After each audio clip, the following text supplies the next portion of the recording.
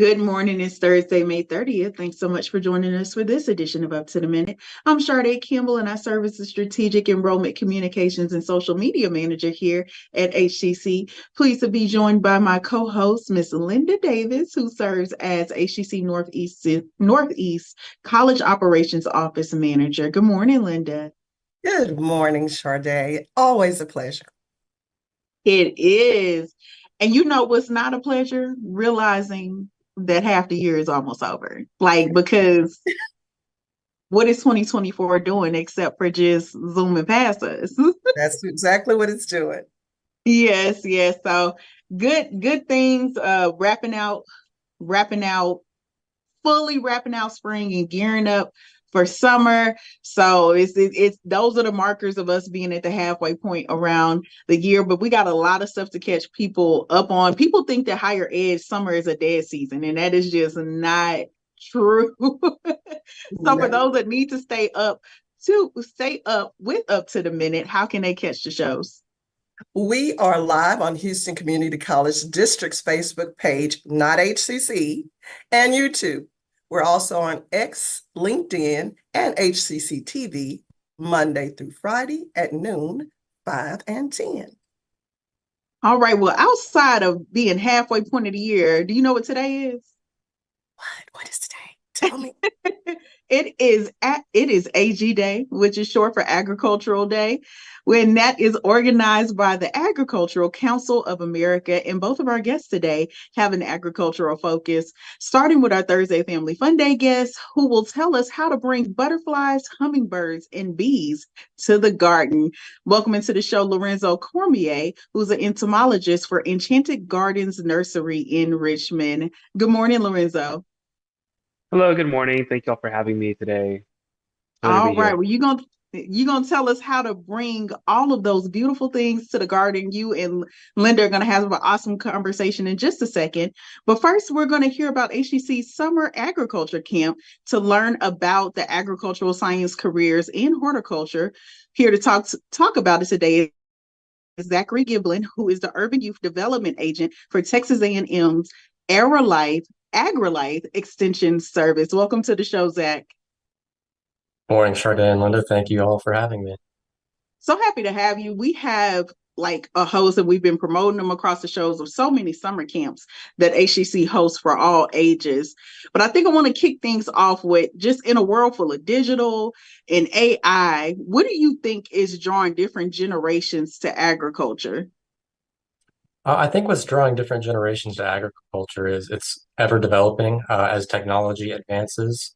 In the workforce, it is also advancing in our agricultural practices and the way that we go about, creating food and getting food on the table for our people. And Yeah, I think, that's one thing, leaning into what you said a little bit. I think people think agriculture is more of an antiquated art and practice, and that there's not technology and data and things involved in it. What would you say to someone who I guess would be surprised by that? just that as you see every, technology changing around you with our phones, our computers, our way we conduct work in any of our fields of study, it's also doing the same in the world of agriculture as well. All right. Well, in June, HCC will host agriculture camp.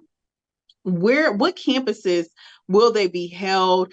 And we say youth broadly, but are there age ranges of what the camp will be focusing on? Yes, ma'am. So our camp will be at the Houston Community College Katy campus, and it'll be focused for our upcoming sixth through eighth grade youth that are going to sixth through eighth grade for this year. All right. And I see in my notes, it looks like it's a week-long camp. Yes, ma'am. It'll be the last week of June, and so it'll be that Monday through Friday, starting off at 9 o'clock in the morning, and then we'll go through 12 o'clock in the afternoon. All right. And for those parents that are listening in, what can they expect that their young people will be doing during the camp, and what will they walk away with? Yes, so our young people at the camp, they will be learning about all the different aspects of agriculture. We'll talk a little bit about the involvement of STEM, agriculture and wildlife, and then also agriculture and livestock. Additionally, we'll also go into some horticulture practices as well. And it won't be a traditional just presentation type learning. These youth will be learning by doing hands-on activities and really getting the understanding by doing hands-on activities for each lesson.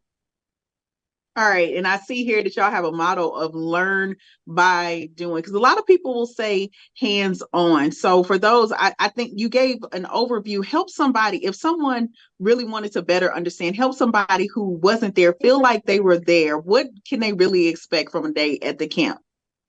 Yeah, so for some of our hands-on activities learned by doing, as far as if we're talking about the day where we're going into agriculture and livestock, we may have or we plan to have some actual livestock on campus, so the youth will actually be able to see what they're learning about as far as, handling practices and understanding their movement and how those animals grow up in the world of agriculture.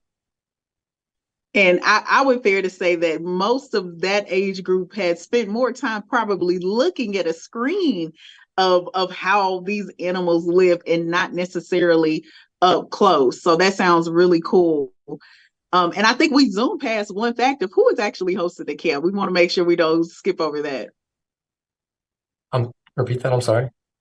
Oh, no, I was saying I think we zoomed past the fact of who is actually hosting the camp. Oh, yes, ma'am. So we are Texas A&M AgriLife Extension, and more specifically, as the Urban Youth Development Agent, I work with Texas 4-H, which is a youth development organization under the land grant university, Texas A&M. Okay, awesome. And is this a camp that you all have been doing for years, or is this something that y'all are doing that's new? This will be actually our third time hosting this camp with Houston Community College Katy campus. And each year it develops more, grows more, and we get to bring in more fun activities for the youth. And thinking about, I'm sure you have a lot of stories of where you realize where students or kids really had these aha moments at the camp. What's a memory that sticks out for you? Oh, wow. I would say, so last year our focus was on the aquatic sciences and water, and we were able to actually show youth with a microscope something similar to it's a hydroelasticity or just how water kind of holds onto each other. And so explaining that to the kids, it was kind of going over their head. But once we were able to put a water droplet on top of a penny and zoom in real far on that droplet of water, and those kids were able to see that water was actually forming a bubble and not spreading out across the penny. That was a big aha moment where the youth were able to see it from the microscope, and then also they were able to practice on how many drops of water they could fit on a penny. And so they're able actually to see and do that activity and understand the information that we were presenting to them. Okay, cool. And you said, okay, so that year the focus was aquatics. Do you all have a theme this year? Yeah, so this year's theme is agriculture and livestock. And so that'll be our main focus for this summer. Gotcha. I missed that was actually the main focus. And for Yes, parents ma'am. who are listening in, we've covered the date, times, and locations. Is there any cost associated with the camp? Yes, ma'am. This year, the cost of the camp is $25 per youth. Oh my goodness. Listen, parents. I think I can confidently say the slots will fill up fast. Like as you are listening to this, you need to be searching for that link. And how can people learn more about the camp? Yeah, so I know you guys have been doing the marketing on that and posting those flyers. And I'm not sure exactly where you guys have those registration links, but the information is there. And then if you guys want to contact our office, Texas A&M AgriLife Extension in Harris County, we'll be able to answer any questions that you guys have on the camp as well. All righty then.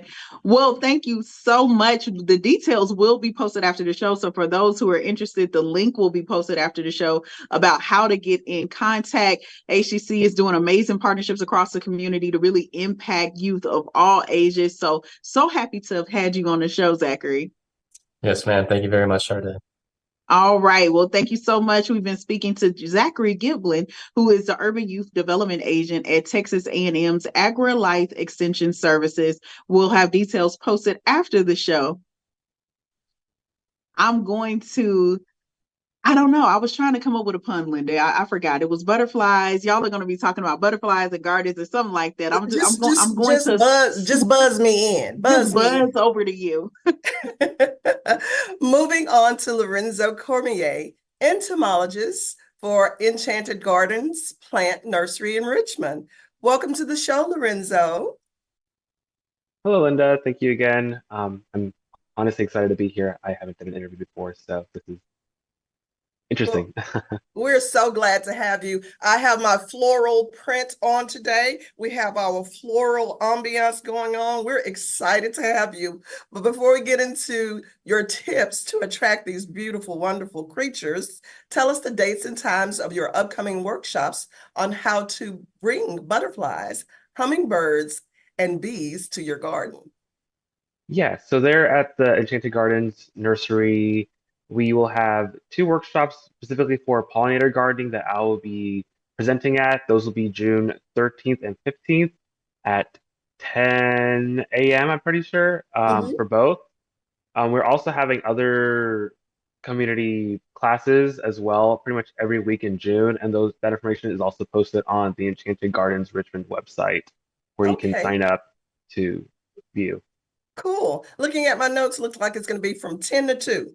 So you all block that time if you want to get in on how to bring beautiful butterflies, hummingbirds, and bees to your garden. Looking over my notes, it seems that pollination is key. So what are some of the different kinds of pollination you could tell us about, Mr. Cormier? Yeah, so pollination, as we probably already know, is just movement of pollen from one flower, typically to another flower, or at least another part of a flower. Could be the same one too.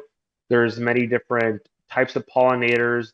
The main ones people usually think about are going to be things like bees, hummingbirds, butterflies, but there are also a lot of other creatures that do pollinating for plants, such as beetles, flies, even things like wasps, bats, lizards can even also be pollinators. Basically, any animal that actively goes to a flower could theoretically be a pollinator. But as far as different kinds of pollination, the main ones we're used to thinking of are pollination by animals, so like a bee to another, a bee, a beetle, etc. Wow. But there's also wind pollination as well. So not all flowers necessarily need an animal to pollinate for them. Things Wow, like that's foreign grafts and stuff. interesting. That is very interesting. What about some suggested pollinator nectar plants for the Houston area? Yeah, so Houston has a really unique climate for where it's located.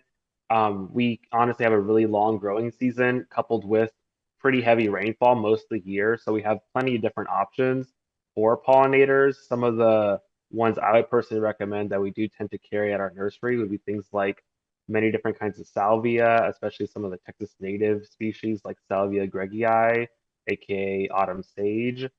Other plants such as native milkweed, like anything really in the Asclepias genus, like Asclepias viridis, like the green milkweed, would kind of serve a double purpose in both being a pollinator plant when they flower for nectar, as well as a host plant for butterflies like monarchs and queen butterflies that eat from the milkweed. So lots of different options like that. Well, I tell you, one of my favorites is the butterfly garden. I just think that is so beautiful to see. So, can you tell us what would you recommend as a host plant for this area to have a butterfly garden? Yeah. So besides the milkweed that I already mentioned, we have other options such as passion flower, but specifically one of the native to Texas species, which would either be Passiflora foetida, or aka the fetid passion flower, or Passiflora incarnata, aka the maypop passion flower. Those are going to be the ones that are Gulf fritillary butterflies, which are a really big, beautiful orange butterfly native to Texas. Can use as a host plant, and the other benefit of that plant too is the flowers are really well liked by some of our larger bees, including our native bumblebees and carpenter bees, and even the maypop passion flower, Passiflora incarnata, will even produce, I guess, the typical prototypical passion fruit that can be used and eaten as well. Before we move on, you mentioned something very interesting earlier. You said it's not only bees that cause pollination. You said something about wind. Can you elaborate on that a little more? Yeah, so plants such as things like grasses, conifers, are just a couple of examples. Don't need an animal to move their pollen to their flower to actually do pollination. Something like wind or even water, just some sort of other movement can get the pollen to the other flowers. And a lot of these wind pollinated plants are actually kind of why we often get allergies or hay fever, like I experience, because their pollen tends to be a lot smaller, so that they can actually be more easily moved by things like wind, water, et cetera, et cetera. Oh, okay. So when you catch like allergies and hay fever and all that, that's because of the wind pollination? Um, because of the pollen that's in the air, usually yes. Oh, wow. Well, I'm glad to know that. Uh, can you tell us a little bit more about the Enchanted Gardens? Yeah, so Enchanted Gardens is located there in Richmond. It has a sister store, which we are often confused with, called Enchanted Forest. But Enchanted Gardens was also established in 1995. We try our best to pretty much only carry plants that we would actively recommend for the Houston area, whether that be only for seasonal color or even more perennial color or even evergreens in some cases as well. But unlike a lot of the big box stores, we do try to not sell things that will immediately die in our area. We try our best to pretty much select things we would recommend. Right. So tell me, Mr. Cormier, when did you fall in love with your passion for this type of thing with entomologists?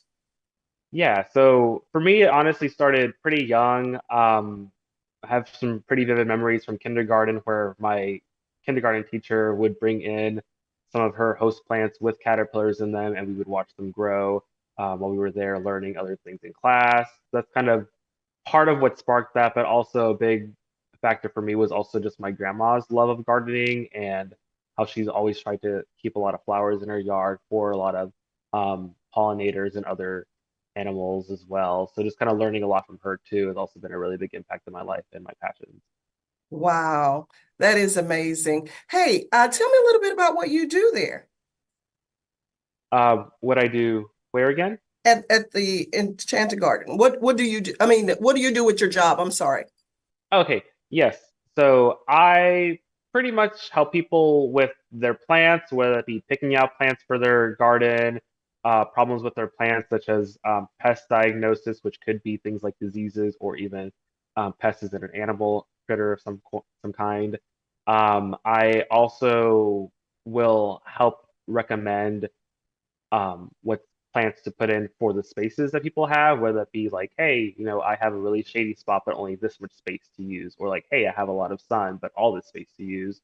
So kind of a multifaceted approach. And as I also mentioned, I'm going to start doing some presentations for the nursery upcoming here in June as well. So lots of different things. Well, sad to say, I have a brown thumb, not a green thumb. So what could you do to help somebody like me who anything I even think of nurturing doesn't make it? Yeah, I definitely think that one of the biggest things is just doing your research. What it can be just as simple as going to a nursery and asking someone you know there, or not someone you know, someone there that Right. knows more than you, what they might recommend, like what plants to pick. Because even for someone with more experience with gardening like me, sometimes we just if you don't pick the right plant, it's not going to grow no matter what you do.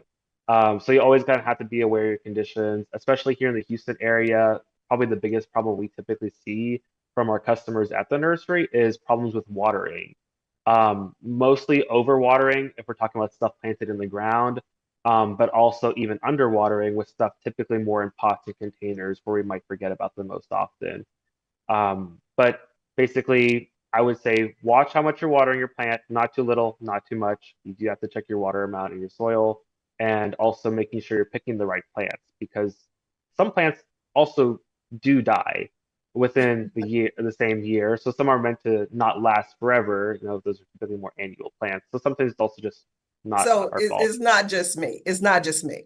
Correct. Yes, and I think anyone can learn to grow plants. It just takes a little bit of work sometimes. Thank you. Well, finally, where is the Enchanted Gardens located?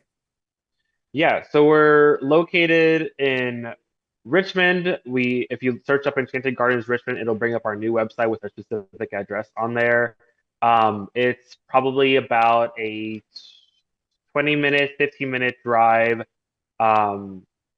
slightly southwest of Sugarland.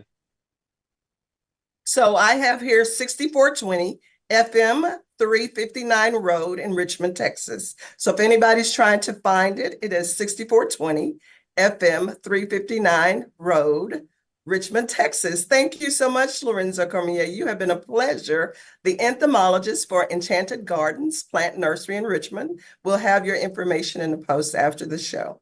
Thank you. Thank you again for having me. Sade. All right. I too can barely keep a plant alive, but I have a success story. Look, I got one.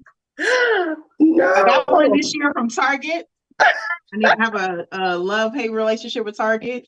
My wallet hates it, but I have kept her alive almost half of a year. So I'm excited. So I was listening for any tips. Kudos. I chose one that I thought maybe would,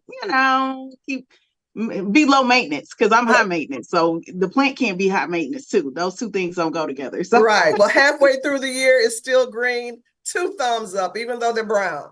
Oh my goodness.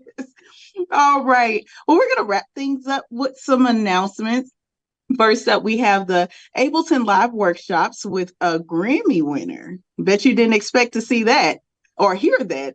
So this summer, HCC will host 2 Ableton workshops on music theory, creating beats, sampling, remixing, and June sessions will be led by Grammy-winning HCC professor Nate Robinson.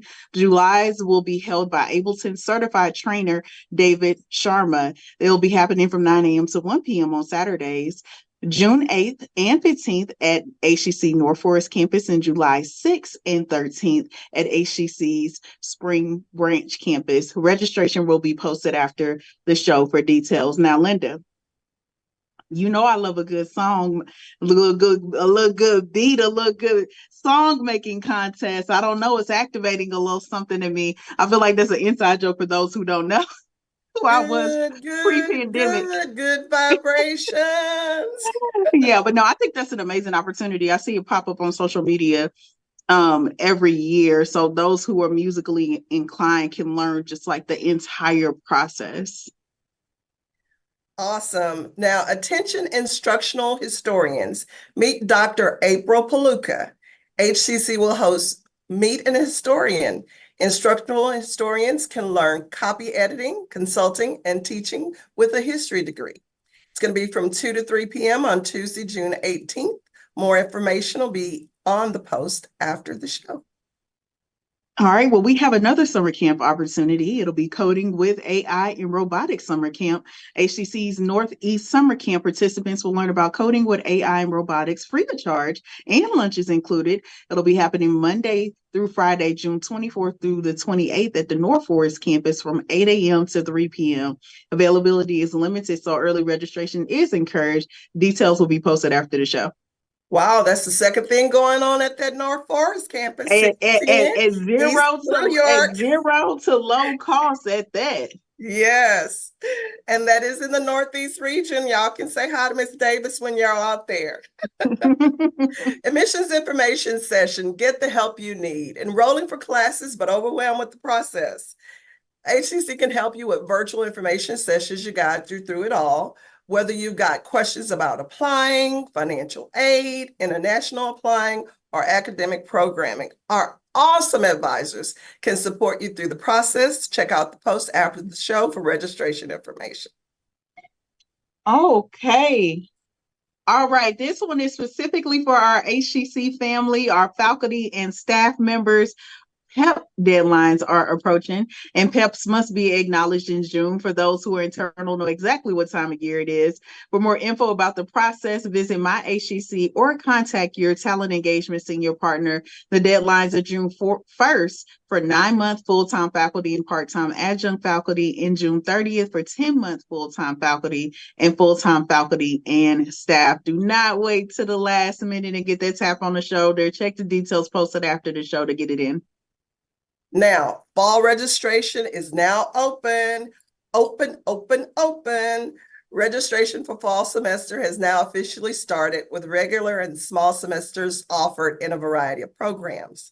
Like all of HCC courses for summer and for fall, they are offered 1, online anytime, 2, online on a schedule, 3, hybrid, both face-to-face and virtual, in person, 4, and 5, hybrid. So that's 5 ways that you can get your registration in. No excuses. You want to learn more about HCC programs, start dates, and options to cover costs?